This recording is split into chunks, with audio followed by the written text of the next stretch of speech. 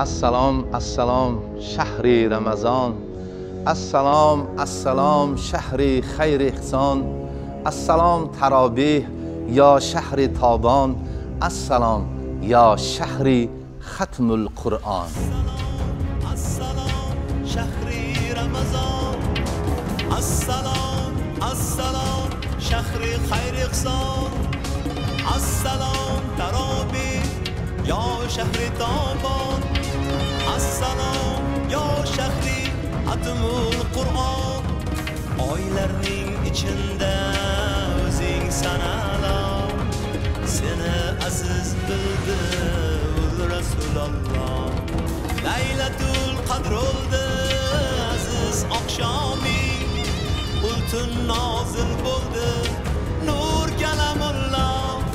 Assalom assalom shahri Ramazon, assalom assalom shahri xayr ihson, assalom tarovih yo shahri tobon, assalom yo shahri xatmul Qur'on, assalom assalom shahri Ramazon.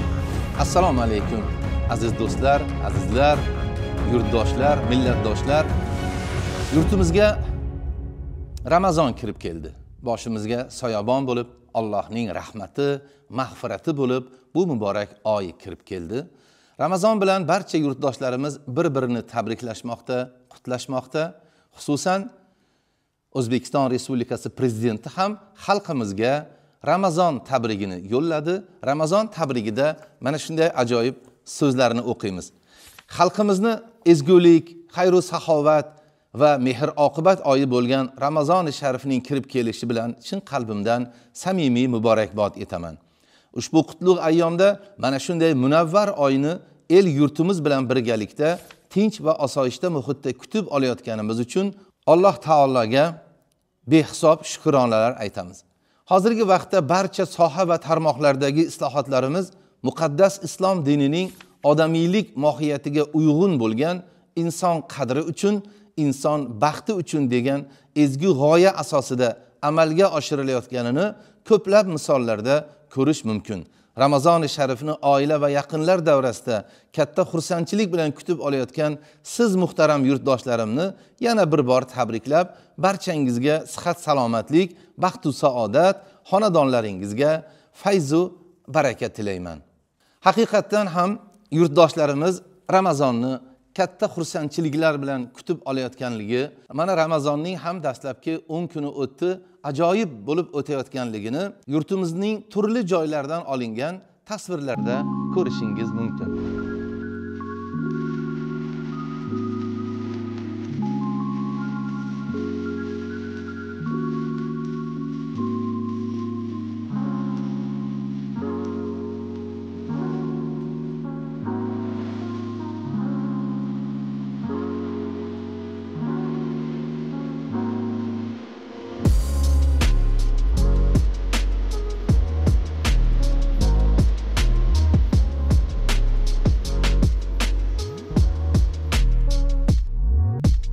Azizlar, yurtimiz rahbari inson qadri uchun, inson baxti uchun degan g'oya asosida elim deb, yurtim deb yonib, kuyib turgan bir paytda aynan inson qadrini yerga uradigan ishlar Ramazon oyida ham bo'lib turganligi odamning ko'nglini xira qiladi. Masalan, Marg'ilon shahridan tarqalgan video tasvirlarda aks etganidek, o'z ko'chasi boshiga bor yo'g'i Ramazon muborak degan qutlovni ilgan kishini o'zini topib, ichki ishlar xodimlari shu qutlovni oldirib tashlaganini qanday tushunish mumkin? Ramazon munosabati bilan shu narsalar qilingan. O'zbekistonda mumkin bo'lsa ekan bu narsa, boshqa din vakillari ham yasharkan O'zbekistonda. Yig'ishtirib qo'yindi. Hozir mahalla uchastka bo'yimiz bilan mana tadbirkorni deb tanishtirdi o'zini bu odam. Shunaqa yig'ishtirib qo'yindi. Endi hammani chaqirib yig'ishtirishyapti. Endi Turkiyaning Istanbul shahrida Ramazonning kirib kelishiga qanday tayyorgarlik ko'rilganligi, ko'chalarda, mahallalarda qanday qilib chiroyli bir yozuvlar osilganligi, ko'chalar qanday bezatilganligini sizlarga hozir ozgina namoyish qilamiz.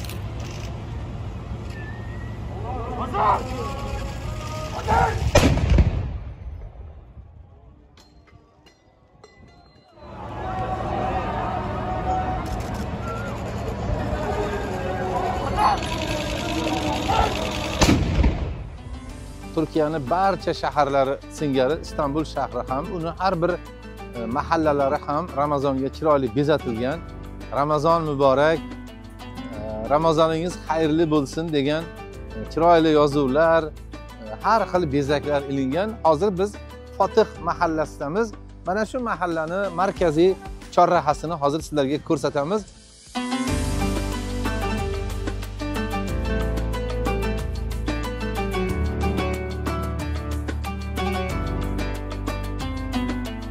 Masjiddan chiqqan joyimizda shirinliklar sotishyapti ekan. Shirinlik yeymiz.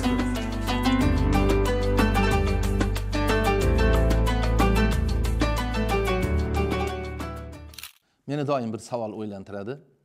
Nega O'zbekistonda masalan Yangi yil kirib kelishi juda ham katta bayram qilinadi.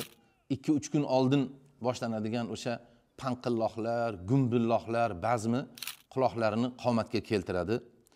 Aslida Ramazonni mana shunday chiroyli bayram qilishimiz kerak emasmidi? Nega Ramazon oyida masjidlarni oldiga turib oladigan ichki ishlar xodimlari, kamiga bu yil ularning safiga qo'shilgan o'qituvchilar Yangi yil bayramlarida mahallalarda, ko'chalarda, ko'p qavatli uylarning orasida turib olib o'sha panqilloq o'ynayotgan, gumburlatayotgan bolalarini nazoratga olmaydi. Bugun ko'rsatuvimizni ko'rgan bir ona bizga maktub yozibdi. O'g'lim yuqori sinfda o'qiydi. Tarovehga chiqqan ekan, juda ham qattiq xafa bo'lib keldi. Ichki ishlar xodimlaridan emas, aynan o'zining o'qituvchisidan, sinf rahbaridan xafa bo'lib keldi. Sinf rahbari uni masjid oldida to'sib, namozga kirgizmasdan qaytarib yuboribdi. Xafa bo'lib kelgan o'g'lim achchiq ustida ustozini ancha so'kib qo'ydi.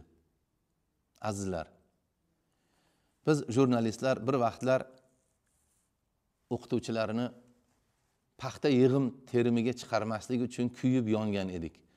Majburiy mehnatdan ozod bo'lsin o'qituvchilar deb juda ham qattiq kuyingan edik. Afsus, o'qituvchilarni o'zi majburiy xizmatga, majburiy mehnatga moyilligi bor shekilli, topshiriqlarga labbay deb javob berib, 30 talab, 40 talab o'qituvchilar bugun masjid eshiklarida turib olishib, ichki ishlar xodimlariga yordam berishyapti.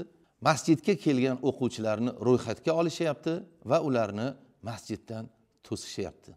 Ozgina bor obro'larini ham mana shu ishlari bilan o'qituvchilar to'kib qo'yishdi. Endi ular ertaga Ramazondan keyin o'quvchilarning ko'ziga qanday qarashadi? O'quvchilarning ozgina ularga nisbatan bo'lgan hurmati, mehr muhabbati shu bilan vayron bo'lmadimi? Endi Istanbul shahrida Ramazon shukuhi qanday bo'layapti? Ramazonni qanday kutib olayaptilar? Oilalar, bolalar, katta-katta masjidlar oldidagi maydonlarda qanday qilib Ramazonni bayram qilishyapti? Mana shu lavhalarni tomosha qiling. Assalomu alaykum aziz do'stlar. Mana Turkiyaning Istanbul shahridamiz. Ko'rayotganda siz orqamizda o'sha tarixiy, mashhur Ayo Sofiya masjidi. Nima uchun bu yerga keldik? Mana hozir ko'rasiz, minglab turkiyaliklar, istanbulliklar mana shu maydonga gilamlarini to'shab, uni ustiga dasturxonlarini to'shab, farzandlari, nabiralari bilan iftor daqiqalarini kutib turishibdi. Keling, mana shu daqiqalarga biz ham sherik bo'lamiz.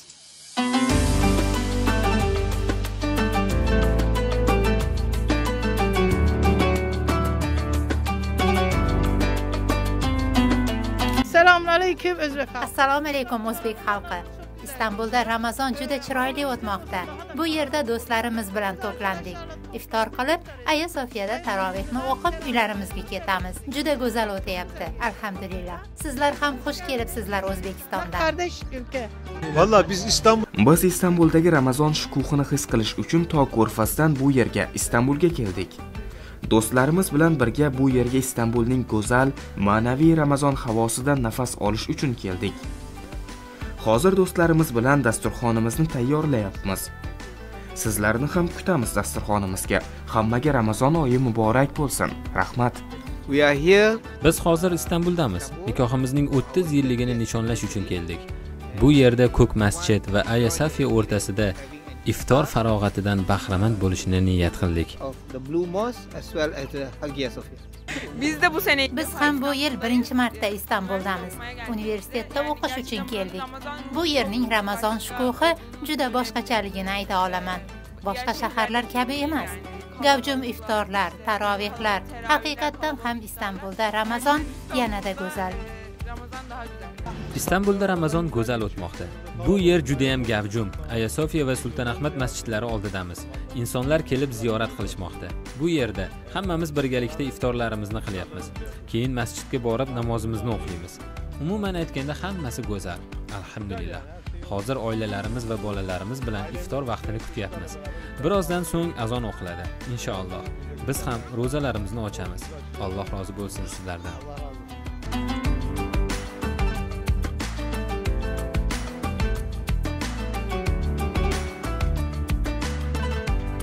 Albatta, Ramazonda ham yana Turk Qiziloyi o'laroq xizmatdamiz. Turk Qiziloyi ijtimoiy yordam ko'rsatuvchi ko'ngilli tashkilot sifatida iftor taomlari bilan dunyoning qayerdan kelgan bo'lishidan qat'iy nazar insonlarga bu yerda iftorlarni qilishlari uchun xizmat qilmoqda. Turk Qiziloyi butun dunyoda mavjud. G'azoda va Suriyada ham bor.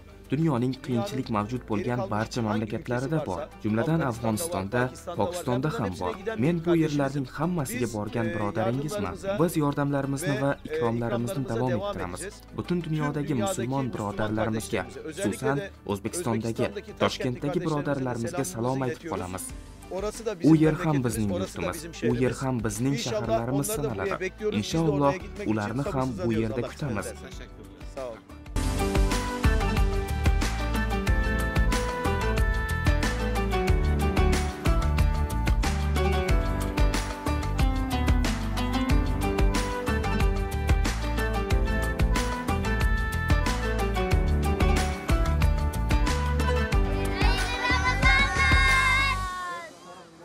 Azizlar, men ayni damda Turkiyada yashayotganim uchun, mening ko'rsatuvlarimni ko'rayotgan muxlislarim uchun, yurtdoshlarim uchun bitta gapni aytmoqchiman. Men endi nuqul O'zbekiston bilan Turkiyani solishtirmoqchi, bu yoqda yomon, bu yoqda yaxshi degan fikrlarni aytishdan yiroqman, azizlar.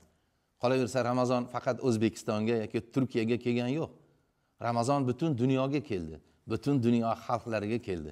Men bor yo'g'i bizda ham Ramazon mana shunday tantana qilinishini, Ramazonning shukuhi bizda ham mana shunday aziz bo'lishini, bayramona bo'lishini istayman xolos. Bizda ham mana shunday bo'lsa edi degan orzular bilan, niyatlar bilan mana shunday ko'rsatuvlarni tayyorlayman. Ko'rsatuvni esa yana O'zbekiston Respublikasi prezidenti Shavkat Mirziyoyevning xalqimizga yo'llagan tabrigidagi duo bilan yakunlamoqchiman. Ushbu muqaddas oyda qiladigan ibodat va duolar, ehson va amallarni Parvardigori olam o'z dargohida qabul etsin. Xalqimizning ezgu orzu intilishlari ro'yobga chiqsin. Ramazon oyi barchamizga muborak bo'lsin. O'zingizni va farzandlaringizni ehtiyot qiling.